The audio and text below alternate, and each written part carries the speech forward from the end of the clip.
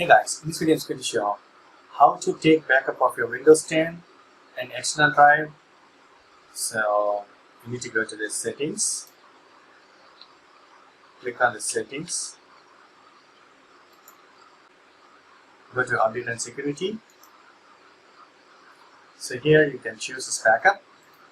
So here write backup using file history. Backup your files to another drive and restore them if the original are lost or damaged or deleted.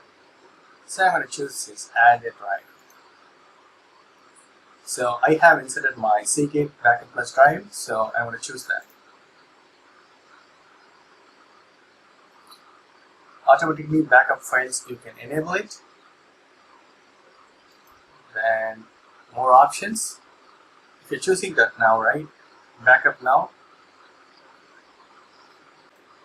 You can choose this daily options or every 10 minutes. If you want to add any particular folder, you can add that.